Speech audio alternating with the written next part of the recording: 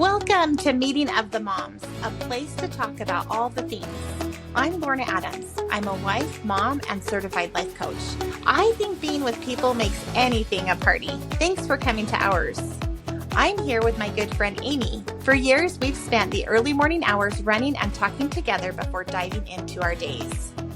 Hey everyone, I'm Amy Rasmussen. I'm a teacher by profession, a wife and mother by choice, an optimist by nature, and happy by design. Here at Moms, we believe the world is wide open to all of us and that we have unlimited potential. We're so glad you're here.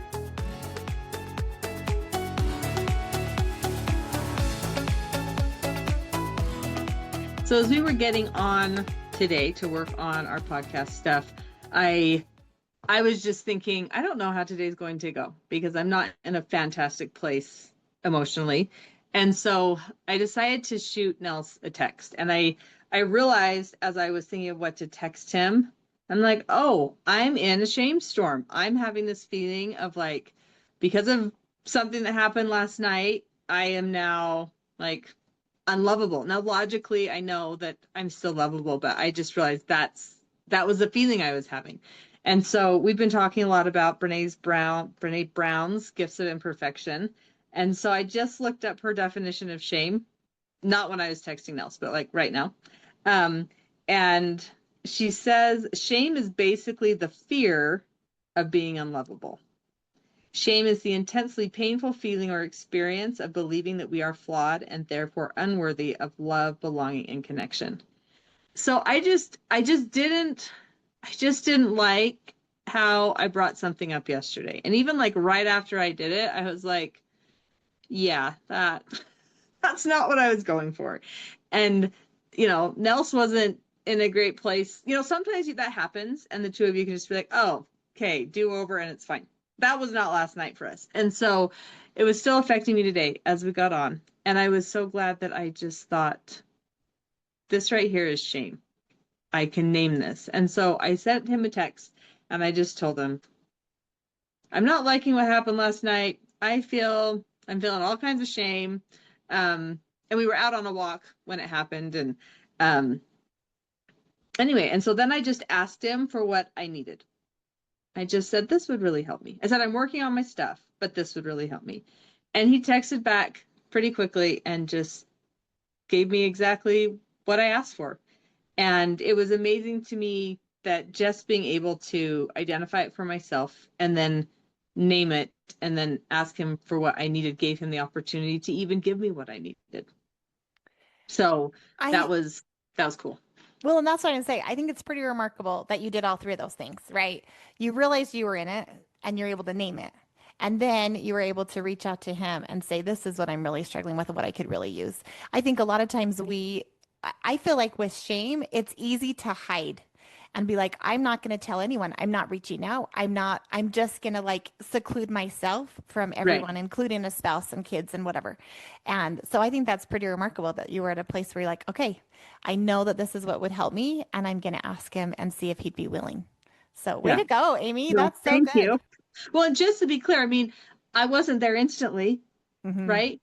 What happened last night. He wasn't there instantly. Like even if I had processed all that last night, and maybe I did a little bit because I was like, okay, I think I just need this right now.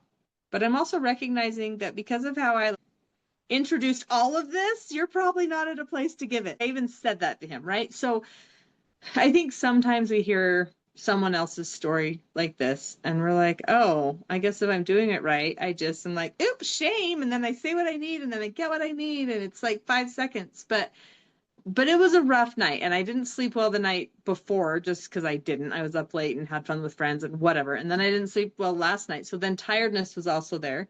And I didn't recognize it until we were on. And so I actually sent that text when we were on. So I'm like, I think I just need to send this text quick. So I sent it. And then in the middle of us trying to do something with podcast stuff, I'm like, I just got a text back from Nelson. I'm going to need a minute. And it was a good minute. But I just needed to also process the relief that came when someone met me in a way that basically was like that reassurance and that was able to just be like, yep, that that just was a rough one, right? Neither one of us handled that well. And I think that's good to remember too, and to be really grateful. I'm really grateful for the fact that he was in a place this morning where he could respond to me that way. So it also made me think, I want to be able to be in a place when roles are reversed where I can reset enough that if he were to say, hey, this is what I need, that I could respond just as quickly and just as openly, and not to expect it of myself, right? Not to make it a big thing that I'm going to beat myself up about if I can't be there, but something to strive for. Yeah. And also recognize that at times, he or someone else that I have an interaction with wouldn't be there in the moment, Yeah. Yeah. Well, and I feel like Brene talks about finding those people that you can share your shame storm with. Mm-hmm. And hopefully is a spouse, but it may not always be a spouse, Right. right? And depending on the circumstances, it might be better for it not to be the spouse or whatever. I mean, I don't Right. know, depending Yes. on the scenarios, right? Yeah. But I just Right. think to be looking for relationships where you do feel safe in sharing some of that vulnerability as shame does come up, rather than trying to hide and escape it, because it's still going to be there until we work through it, right? Right. Yep. I think it also taps into one of the things that she says is a gift of imperfection, and that is the courage to be vulnerable. Because this scenario could have worked out a lot differently too. I could have chosen to go to a friend, and sometimes I do, right? That's sometimes what I need is to go to a friend and get help there. Or maybe I have the issue with a friend or the issue with an acquaintance, and that's where the shame is showing up. And then I talk to my spouse about it. But I Mhm. think the interesting thing about this situation was that the shame was being experienced because of an interaction between two people, right? It happened to be my spouse.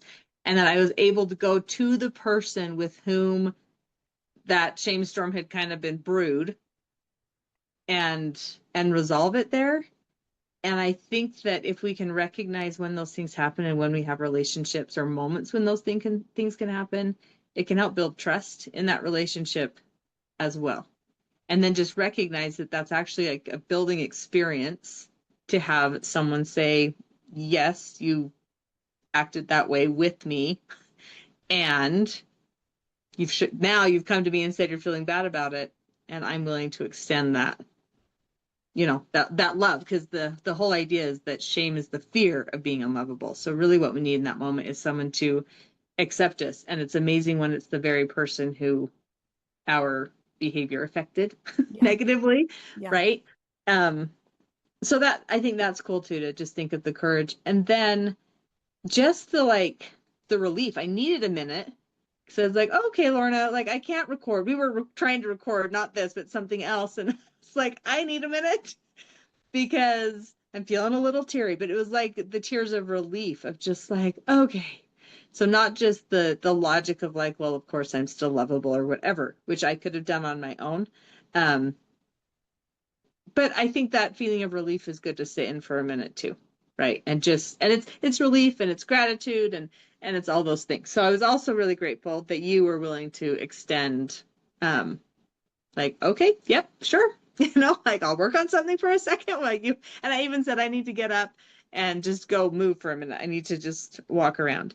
And I think that also, like, it took courage for me to do that.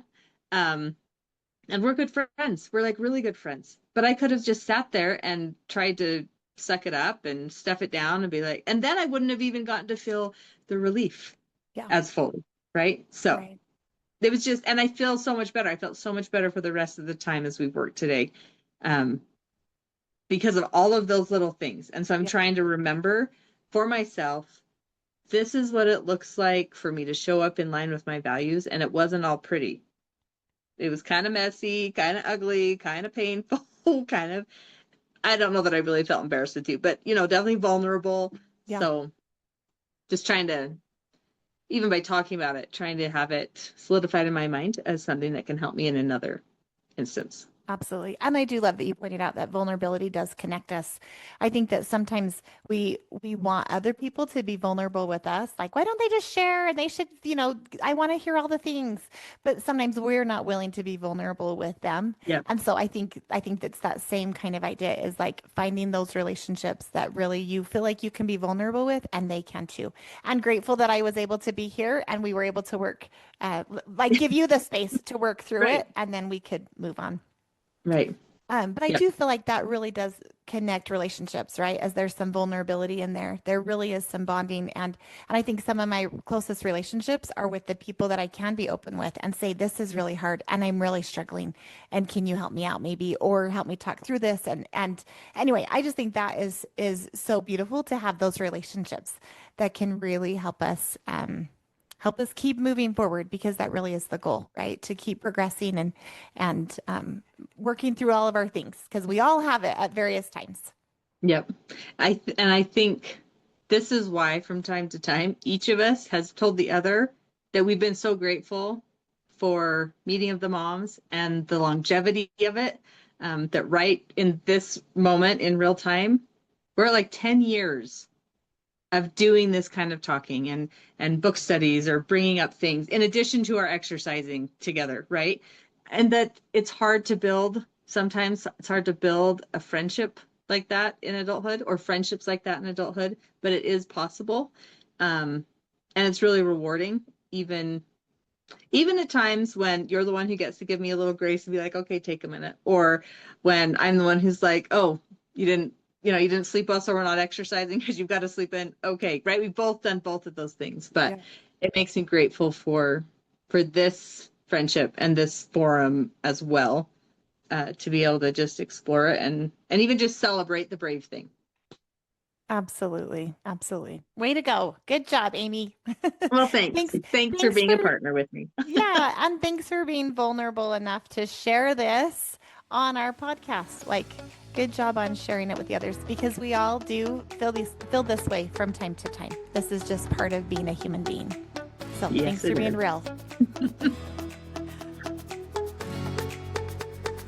Thanks for coming to Meeting of the Moms. We hope it made your load a little lighter. We'd love to hear what's on your mind. Send your celebrations, takeaways, and suggestions for future topics to momswithamyandlorna@gmail.com. If you enjoyed the show, please like, share, and subscribe. If this isn't the right fit for you, we wish you well on your journey. Until next time, I'm Amy Rasmussen. And I'm Lorna Adams. See you next week at Moms.